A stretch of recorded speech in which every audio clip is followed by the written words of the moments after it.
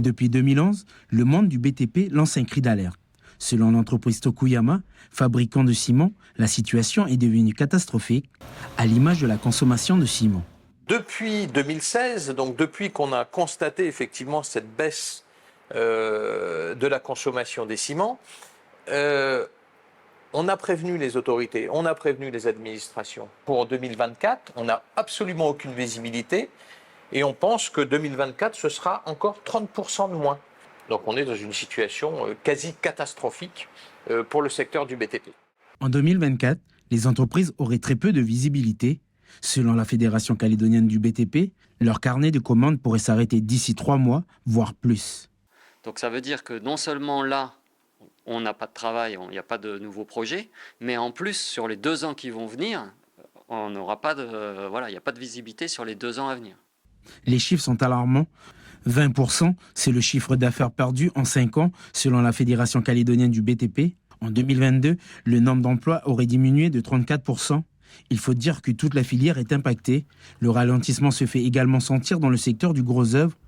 Pour preuve, avec cette entreprise qui a dû se séparer d'une partie de ses salariés.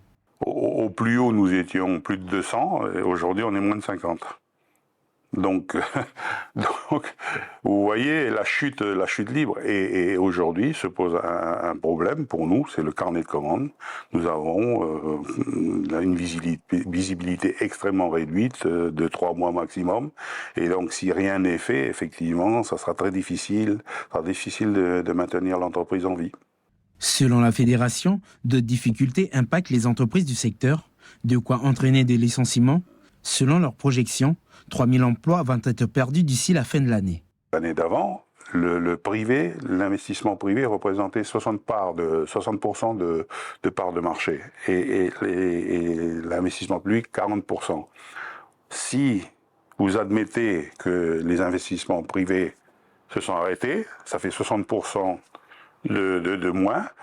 Et si vous admettez que les collectivités n'ont pas d'argent, eh ben les 40% sont bien rognés, d'où la chute brutale du chiffre d'affaires du BTP, qui encore une fois va certainement nous mener à un licenciement massif de nos salariés. Un constat critique est également dressé par le syndicat des architectes d'intérieur. On a consulté nos adhérents et 60% d'entre eux constatent une baisse d'activité assez forte. Donc essentiellement sur des projets de réhabilitation et rénovation. 80% d'entre eux n'embaucheront pas dans l'année qui suit, voire l'année prochaine. Et 40% d'entre eux ont dû se séparer d'un de leurs salariés. Pour tenter de répondre à cette crise, les acteurs du secteur du BTP veulent bénéficier du chômage partiel spécifique mis en place pour le secteur du nickel, une demande refusée par l'exécutif à ce jour. Un amendement a été déposé lors du passage de ce texte présenté par Thierry Sonta au Congrès, mais les élus du Congrès ont estimé qu'il n'avait pas fait l'objet d'un chiffrage, l'impact financier que cela pourrait représenter pour le gouvernement. Ces mêmes acteurs et le gouvernement se réunissent une fois par semaine dans la cellule de crise.